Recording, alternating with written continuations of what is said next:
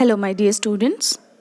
Today, in this lecture series, we are going to discuss about this essay titled Beau Tibbs, written by Oliver Goldsmith. The analysis is done by Dr. Vinamrata. Now, before moving into the essay, before talking about who is or what is Beau Tibbs, let's have a quick view of Oliver Goldsmith. Oliver Goldsmith, 10th November 1728 to 4th April 1774, was an Irishman and he was writing during the Augustan age. He was a prolific writer, a playwright, a poet, a novelist, and his few works which have maintained him as a towering literary man is what I'm going to mention here. His deserted village establishes himself as one of the unique poets. His novel, The Vicar of Wakefield, is one of his masterpieces. And not only his masterpieces is always remembered in the field of novel writing. And as a playwright, he established himself with the plays She Stoops to Conquer and Good Natured Man. So all are these his important works. And apart from all these, obviously, the topic that we are going to read today, an essay, was also his area of interest. And because during the Augustan age, Addison and Steele were also writing, and they had developed this character, Sir Roger de Coverley. So Goldsmith is generally compared with them. And after that comparison, it is well proven that characterization of Goldsmith is much ahead or above the Addison's characters. And what such character we are going to read here today, that character is Beau Tibbs. So what is the meaning of Beau Tibbs? Beau Tibbs is basically a person who is very much involved in his vanity, his finery, his way of dressing, show off basically. He's a kind of showy person. So anyone who is show off is generally referred to as Beau Tibbs.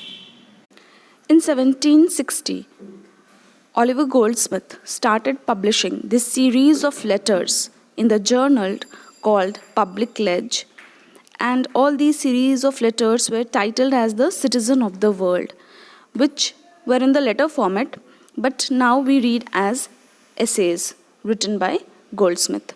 So he created n number of characters in this essays, and one of such character that we are going to read today is Beau Tibbs. And all of this setup of the Citizen of the World was with the eyes of a Chinese traveler who visits England, and his name is Lin Chi. And Lin Chi comments upon the British society at that time and how are the people there at that time, and the various reflections of the age is through the eyes of this Chinese traveler Lin Chi. And one such moment is that we are going to read today about Beau Tibbs, where the traveler and his friend goes to visit the park, and there they meet this man. And what are the reflections that they see after meeting Beau Tibbs, how he is dressed up, what are his ways of speech, and how he portrays himself. All this is reflected in this essay. Plus, we also come to find out through the eyes of Beau Tibbs, or through the personality of Beau Tibbs basically, what the society in England was at that time. And it is a hard-hitting satire upon the British or the England society at that time. So the essay begins with the Chinese traveler who is named Lin Chi. Although when you will read the essay, his name or anything about his background is not mentioned here. But because it is the continuation of those periodicals which were published, so we understand that it is Lin Chi who is talking about, and he is telling about his nature. What does he feel? And he starts that he is generally of pensive nature. Pensive means someone who thinks a lot, who broods over small thoughts a lot, means a kind of person who is thoughtful and who is devoted to learning, and who actually reads a lot and thinks a lot kind of person. But He says that although he is pensive, although he is thoughtful, but at times he enjoyed the jovial company, the company of gay people. Why? Because in such a company you can enjoy. And if you are among a crowd, what will happen? You just start behaving like the crowd. And he says that he does so, whatever the company does, he enjoys doing the same thing. If the company is shouting, he will also shout. If they are condemning something, he will also condemn. If they are criticizing something, he will also criticize. Means somewhere or the other he sinks below to their level, to the mob mentality. Generally, what is a mob mentality? That whatever one person is doing, all of them will start doing the same thing, the crowd mentality.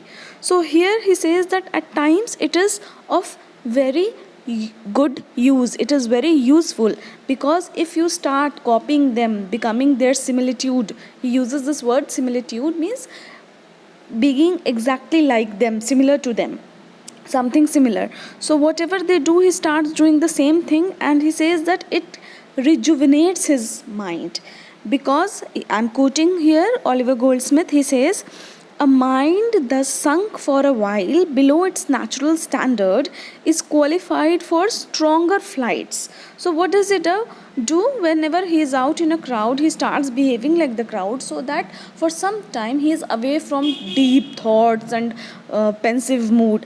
And that time, that gayful time, helps him regain, so that when he comes back to his normal life, when he comes back to thinking again, he can shoot out just like a spring. When it is pushed below, it springs up with higher dimensions, or springs up to higher dimensions. In the same way, when the mind is sunk low for a while, it will rise up to newer flights. So he says that if you give your mind some rest, it will go forward with more speed. So in that time only, he just wants to give his mind some rest, and because of that, he goes out to a public walk with a friend, so that when he is out in the garden walking, maybe he'll get some fresh air, maybe he will have some talk with his friend, maybe he will see people in and around him, and all those things will give him a kind of rejuvenation. So the friend and the writer, they both go out, and the writer actually is basically the person who is talking here is the Chinese traveler. They both go out, and they start praising things around, people around, someone's dresses, or someone's facial appearance, and how a person is beautiful or not, such trivial things they were talking about. And suddenly he sensed that there is something wrong, something amiss. Why? Because his friend caught him by the elbow and tried pushing him out of the way. And he was slowly, first he was walking slowly, they were walking slowly obviously because they had gone for a walk, but now his friend starts increasing the pace. He starts walking hurriedly, and so because of him, the author also has to walk away hurriedly. And although the author and his friend want to run away from this man, however they try to evade this man, they are hunted down by their pursuer. And when he comes in front of us, he at once introduces himself to the author's friend, and addresses him as my dear dry bone. So, my dear dry bone means he wants to say that you have been not very friendly, or your attitude is not so cozy and warm. Means basically compared with the person who has just met them. So somewhere or the other, he wants to tell the author's friend that you are not very amiable, you are not very friendly, and look, I have pursued you, followed you to finally meet you. And then he talks about 100 things, saying that it has been so many years that I have met you, almost a century. Obviously, it's a way of exaggerating, an exaggeration in his speech. Obviously, it cannot be that they are meeting after 100 years, a century, but he addresses in the same way that we have met after a century, and how are you married or not. So all those hi and hellos are done, and then in the meanwhile, when the hi and hello is going on between the author's friend and this new man who has entered, the narrator looks at the way this man is dressed, and herein he gives him this name Beau Tibbs because of his appearance, because of his showy nature, because of the words that he is uttering out of his mouth through and through. It is represented that he is a showy man, he is a man full of vanity. And how is he dressed? So he is having a sword with him, a pinched up hat, a black ribbon round, and silk stockings. Although the stockings has become old, and because of that it is pale yellow in color, but still he is wearing, it is newly washed, and he is wearing that stockings and presenting himself in his best form. Although you can see his dress and very well assess this fact that this man is poor, but still because of his own vanity he tries to prove himself as someone who is very rich and someone who is very sophisticated and aristocratic. So it is a kind of satire on the English way and English behavior. So people want to pose, people want to show something which they are not. In the same way, this person Beau Tibbs is also showing off, and because of his taste of clothes, which is very a kind of laughing stock, but still this person's friend, he flatters himself and says, oh, you are so well dressed. And he says that no, don't tell me all those things, I do not like flattery, I am not a person who is involved in any kind of flattery or such kind of things. I am a very normal down to earth person. Although he is in contact with, and he starts narrating all his contacts, that he is in contact with people of high flown amenity and people of high backgrounds, people who are noblemen, and he starts mentioning all those people. So he first says that he is in close contact with Lord Muddler, and this Lord Muddler, he says that he's so friendly with him that he calls him by the nickname Ned. Generally in the English society, this is the custom that you call someone by his nickname only when you are very friendly to him. So Beau Tibbs says that the man is so friendly with him, Lord Muddler is so friendly with me that he calls me by my nickname and addresses me as Ned. And he tells there that he has gone to Lord Muddler's place for dinner. And then suddenly, after all these things, and saying that Lord Muddler asks him how his poaching is going on. And with poaching, he refers here just like any animal goes for a prey, to kill, to hunt for his food. In the same way, here poaching is referred to as men seeking out for women. And he says that no, it is not that. I don't go out hunting for women. Women fall into my mouth just like any prey without any effort, because of my personality. I am such a person, I am such an amiable person that women walk into me all on their own. So it is also some kind of boasting which this man Beau Tibbs does, and it is also a satire on the English society, that people, how they differentiated between a man and woman was thought to be a kind of prey. And then we move on to the second state, when he mentions that after Lord Muddler he takes the name of Duchess of Piccadilly, and says that Duchess of Piccadilly had invited him to dinner in country. And just before that he had mentioned that he had gone on to the dinner in the town with Lord Muddler. So how can it be possible? And the friend counters him that, Beau Tibbs, if you are mentioning that yesterday you had gone to town for the dinner with Lord Muddler, how can at the same time you have been to country, and how at the same time you have been to dinner with Duchess of Piccadilly? So at this he is so it's very clear that it's all a sham, it's all a lie. He's telling lies and lies, web of lies actually. But he is such a man, Beau Tibbs is such a man, that he is not becoming offensive, or he is not trying to defend himself in any way, or he is not at all ashamed of what he has done. He just makes up the story that, I have become very my appetite has grown a lot nowadays, and I have been very fond of eating nowadays. I have grown into a devil in eating, he says. And because of that, now there are times when I take 2 dinners. So I at the same time went to the dinner at Lord Mudler's house also, and on the same day I went to the dinner at Duchess of Piccadilly's place also. And after all these things, basically he comes to his main motto. And what is his main motto? He asked for half a crown of money from the friend.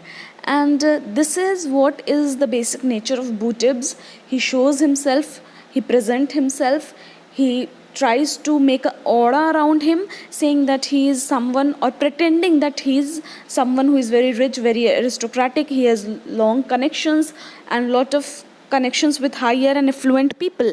But the reality is that he is a poor man, poverty stricken, and only thing he needs with anyone is some money. And he actually hunts people to make some kind of connection with them and to borrow money from them. So here also he finally asks for half a crown and says that because he is getting very forgetful in nature nowadays, so the friend must remind him to ask back the money, because just now he is falling short for some purpose. Maybe in a day or two he will return back. But the author also knows, and his friend also knows, that he is never ever going to return that money, and it is his behavior. And after he is gone, the friend tells the author that, see, this is his behavior and it is very peculiar. Just like the dress, his behavior is also peculiar. Sometimes you will find him in riches, another day you will find him in rags. Sometimes you will find him full of embroidery and all good things, wearing nice dresses. Other day you will find him dressed as a pauper. And although he says that he does not like flattery, but he is very well flattered. And anything that you will ask for results in the demand on your purse, because finally he will ask you for some money and you will have to pay him. And that money is obviously never going to come back. He is not ever going to return back your money. And after all this thing, the friend and the author feels that what this person will do at the old days of his life, because now he is young, he can move around, roam about and ask for money from various people, and he has got and he tries to make connections with high affluent people, and at their places he may go, he may have dinners. But what after that? What after when he becomes old? So his friend says that only one thing will be left after that he becomes old, that he has to become a help to some rich family.